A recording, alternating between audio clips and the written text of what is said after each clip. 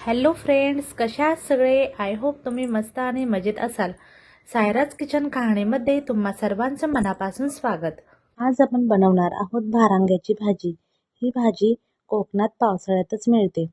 चला तर मग वळूया रेसिपीकडे. इथे मी भाजी चिरून स्वच्छ अशी धुवून घेतलेली आहे. अर्धी वाटी भिजवलेले वाल घेऊया.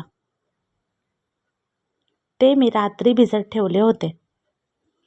भाजी कुकरच्या भांड्यामध्ये टाकून थोडं पाणी घालून भाजी उकडून घेऊया व वालसुद्धा उकडून घ्यायचे आहेत. गॅसवर कढई ठेवलेली आहे. कढई गरम झाली की त्यामध्ये 2 पळी असं तेल टाकूया. तेल गरम झालं की एक बारीक चिरलेला कांदा चिरून घेतलेला आहे तो तेलामध्ये सोनेरी रंग येईपर्यंत फ्राय करून घेऊया. इथे मी काळं तीळ आणि लसूण हे मिक्सरच्या भांड्यामध्ये घेतलेलं आहे व ते आता बारीक वाटून घेऊया. कांदा परतून झालं की त्यामध्ये 1 चमच हळद घालूया. 1 चमच धने पावडर टाकूया व 2 चमच घरचे लाल तिखट, काश्मीरी मिरची पावडर अर्धा चमच. पावडर मसाले तेलामध्ये 2 मिनिट फ्राय करून घेऊया. शिजवलेले वाल टाकून ते सुद्धा 5 मिनिट फ्राय करून घ्यायचे आहेत.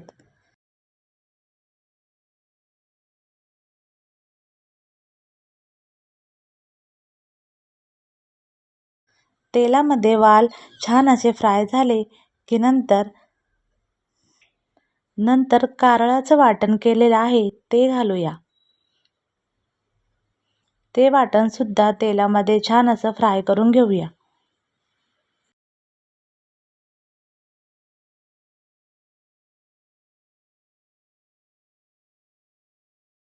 चवीपुरतं मीठ घालूया.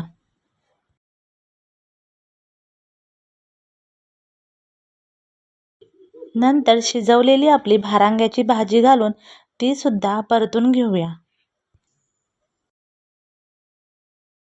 भाजी परतून झाली की 10 मिनिट बारीक गॅस करून भाजी छान अशी शिजून घ्यायची आहे.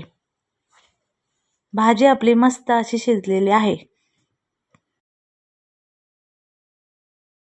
चॅनलला लाईक, शेअर, सबस्क्राईब करायला विसरू नका.